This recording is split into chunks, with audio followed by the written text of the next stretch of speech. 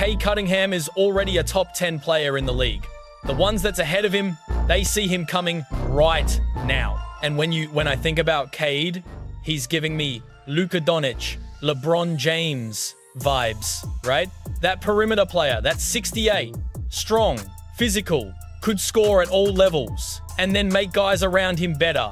Coach, most people thought the Detroit Pistons would progress this season, maybe sneak into a low playoff seed, maybe a fun young team that gave contenders a headache. Cade stops topside, fires for three, and it's through. Count that baby in a foul. After all, they just made the playoffs for the first time in years, and even pushed the Knicks harder than anyone expected.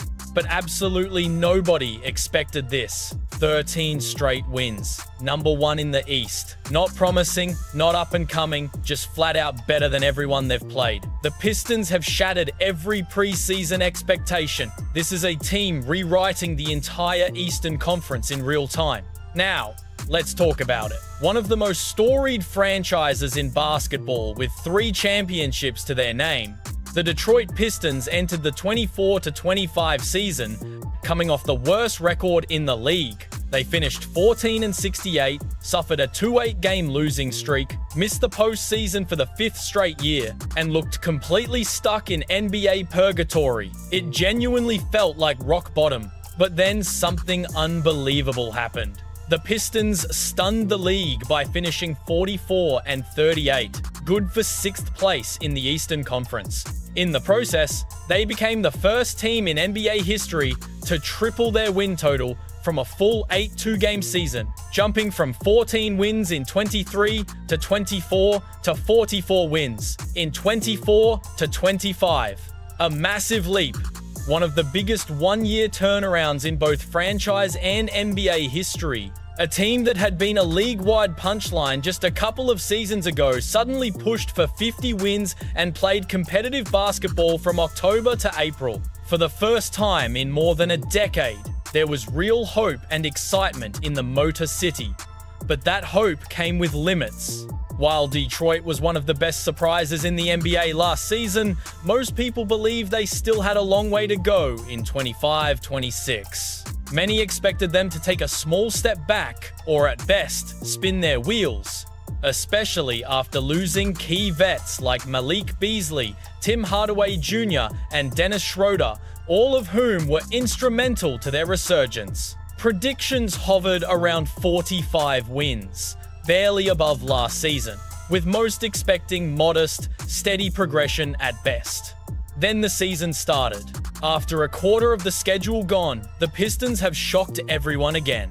Almost nobody expected Detroit to be the number 1 team in the Eastern Conference after 25 games, let alone riding a franchise record 1-3 game winning streak. A quick winning streak in November can be a fluke, but 13 straight wins and a 20-5 start, that's no accident.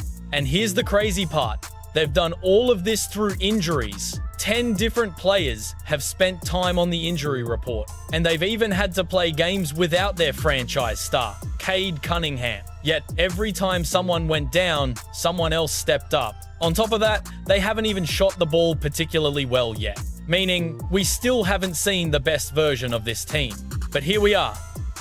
20 wins, 5 losses, sitting at the top of the East, 2 1/2 games ahead of the Knicks, and 5 ahead of the Celtics. We came into the season expecting growth. What we got was full-blown Eastern Conference contender. The same team that once couldn't finish games now looks comfortable in the clutch time. Mr. Fourth Quarter, cut in. They got him over to Robinson for 3. The same players who used to find creative ways to lose are now leading statement wins. Sure, it's easy to say it's still early, but 25 games in, this feels less like a lucky hot streak and more like a certified declaration that Detroit basketball is officially back.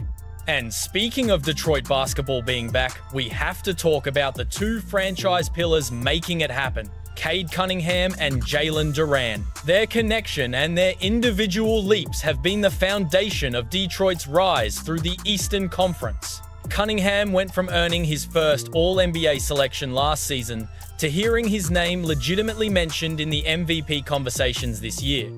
and it's completely deserved. He's averaging career highs across the board: 27 points, 9 assists, and 6 rebounds. The kind of stat line most players dream about. He's carrying Detroit's offense, but he's been just as impactful defensively, posting a career-high 1.5 steals per game with a 33% usage rate, the highest of his career and 6th in the entire NBA. He's clearly the engine of this team. This was supposed to be the season where someone else stepped up to lighten his load, but that hasn't happened yet. Honestly, it hasn't mattered though. Cade isn't a one-dimensional player. He defends, he rebounds, he generates turnovers, he controls the pace, and offensively, he's both one of the league's better scorers and one of its top 5 playmakers. When you combine all of that in one guy, no surprise, Cunningham sits firmly in the top 5 of the MVP ladder. The most underrated part of Cade's game this season, what he does when it matters most. In clutch time, he's been the best player in the league. His ability to manipulate defenses, control tempo, and make the right play under pressure is a huge reason the Pistons are sitting at 20-5. Detroit hasn't been blowing teams out. Most of their wins have been tight, high-pressure battles. In those moments, Cade has consistently taken over on both ends. There's a reason only Janison Campos scores more fourth-quarter points than Cunningham's 9.5 per game, and why he trails only Shai Gilgeous-Alexander in clutch points per game at 5.3. When the game gets tight, Cade's fingerprints are everywhere. A massive reason the Pistons are 12-4 in clutch situations this season. There's not much to criticize except for his three-point shooting, which has been flat-out bad. He's hitting just 30% from deep on a career-high 6.22 attempts per game, ranking in the bottom 5% of the league in almost every three-point shooting category, whether it's pull-ups, catch and shoot, or even wide-open looks. Even during his recent 10-game stretch, averaging nearly 30 points per game, he's shooting just 27% from three. And that's the scary part. Even with poor shooting from beyond the arc, he's still producing MVP-level numbers. Imagine what his stat line would look like if those threes started falling, not just from the extra points, but from how much it would force defenses to stretch out and open up the rest of the floor. Cade Cunningham has been incredible this season, and the fact there's still room for improvement should terrify the rest of the league. Another Piston quietly terrifying the league is Jalen Duren. He's always been physically dominant, but this season, he's leaned fully into it, becoming the ideal version of himself. A player who controls the rim on both ends through 22 games. Duren is posting career highs across the board. 18.6 points, 11.3 rebounds, 1.8 assists, and 1 block per game, while shooting 65% from the field and 75% from the free throw line in just 29 minutes per contest. What makes him so efficient isn't flashy scoring, it's mastery of what he already does best. Duren creates gravity as a roll man, catches lobs for thunderous dunks, and punishes opponents with putbacks off offensive rebounds. He's also added new layers to his game, taking opposing bigs off the dribble and mixing in mid-range shots. A lot of that growth came this past summer when Coach Big's staff worked with him one-on-one for 2 weeks, developing a level of closeness and trust that has clearly paid off on the court. The improvement isn't just on offense. Defensively, Duren is turning into the force of nature Detroit hoped he'd become. He's quicker, more aware, and his pick-and-roll defense has noticeably improved. Defense was a question mark entering the season, but paired with Isaiah Stewart, he's protecting the rim and helping the Pistons rank top 5 in NBA defensively. Duren has become a weapon in his own right. He's no longer just a lob threat or a pick-and-roll partner for Cade Cunningham. He's expanded his entire game. The crazy part, he's still only 22 years old. The best days for Jalen Duren are still ahead. But what makes this Pistons team so dangerous isn't just Cade and Duren's individual talent, it's their connection. Their synergy has been a driving force in Detroit's rise over the past 13 months. And it started off the court in ways most people wouldn't expect. Last summer, Cunningham organized an off-the-grid week in Colorado with friends, and Duren was right there. They stayed in small cabins with few modern comforts, spent days training, hiking, fishing, and challenging themselves in nature. Later, the duo headed to Rome for 2 weeks, exploring the city, immersing themselves in the culture, and working on their games together. That time away laid the foundation for their chemistry on the court. That chemistry shows up in every pick and roll. Coach JB Bickerstaff has made it a cornerstone of Detroit's offense, and the results speak for themselves. Cunningham has 183 points as the ball handler in pick and rolls, trailing only SGA and Donovan Mitchell. Duren has 68 points as the rollman, putting him in elite company alongside Nikola Vucic, DeAndre Ayton, and tied with 3-time MVP Nikola Jokic. Their connection extends to assists too. Cunningham has 41 assists to Duren, more than to any other teammate this season.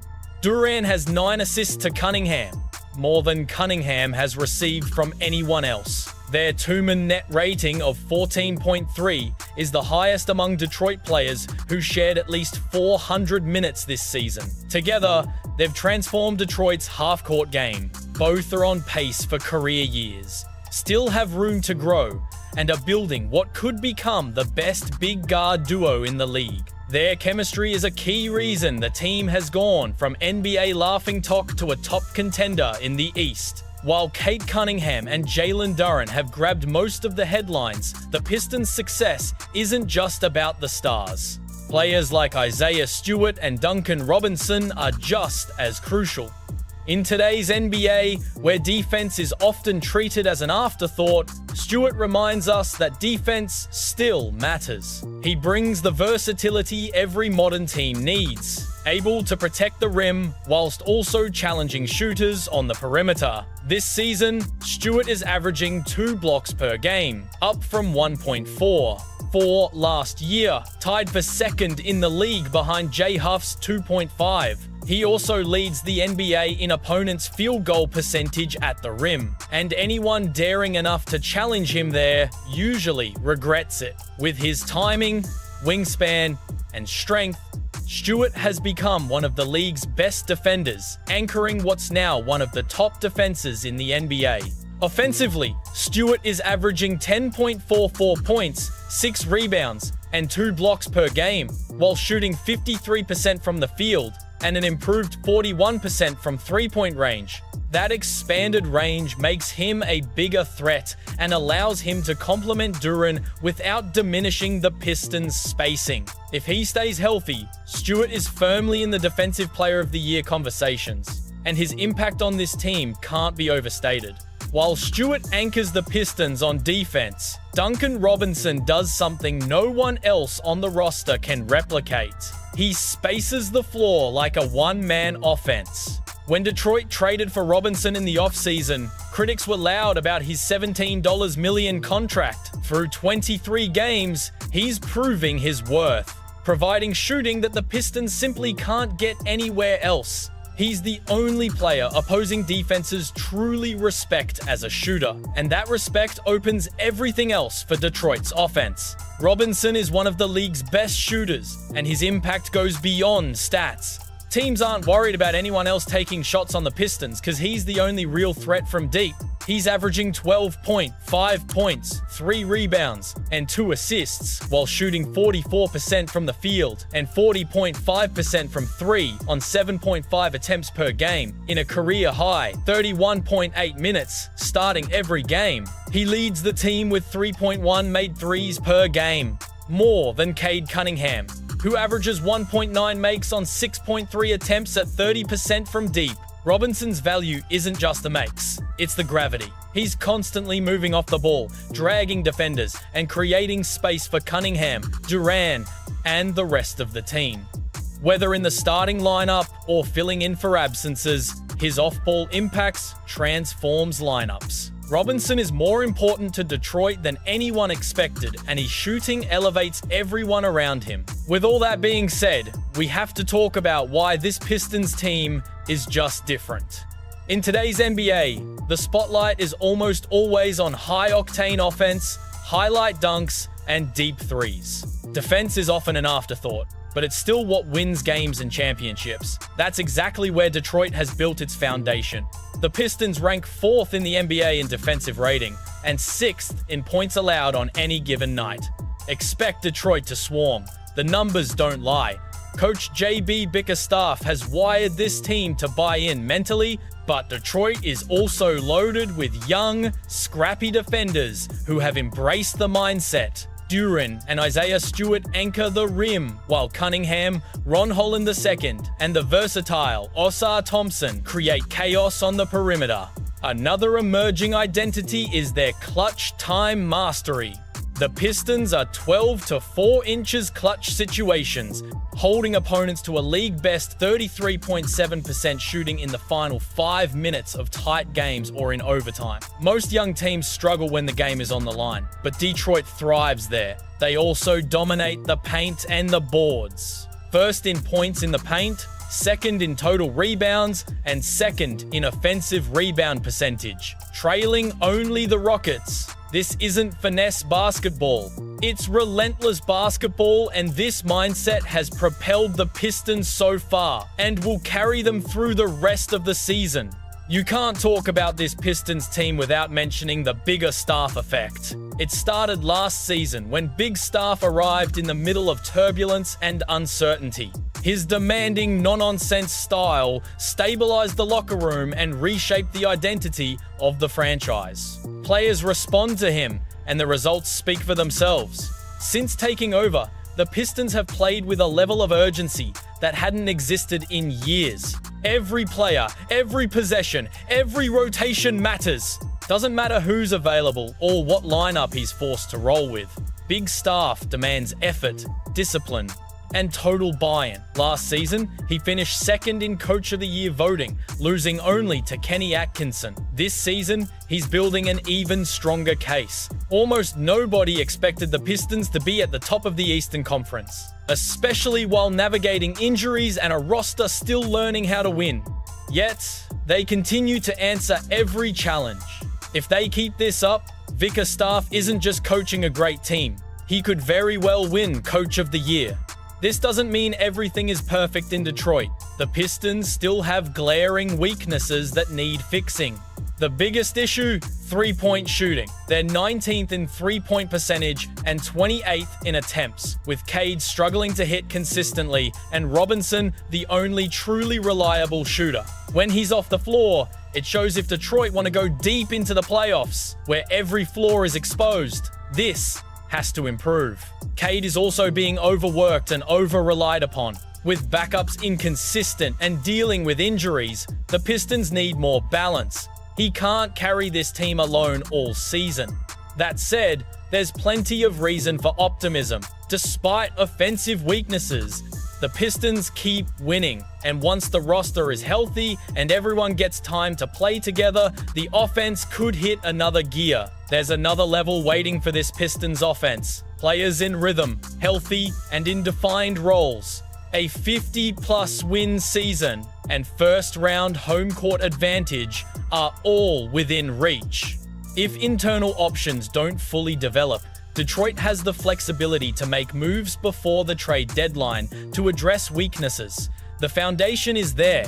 They just need everything to come together. We knew the Pistons will be fun, maybe competitive, but what they've become is a certified contender. This is not the same Detroit Pistons. And if you're sleeping on them, it might already be too late. What do you think? Can this Pistons team go all the way, or is there still one move they need to make before the trade deadline? Drop your thoughts in the comments. Hit like, subscribe, and turn on notifications, because we've got plenty more coming. And if you enjoyed this video, check out one of these on your screen now.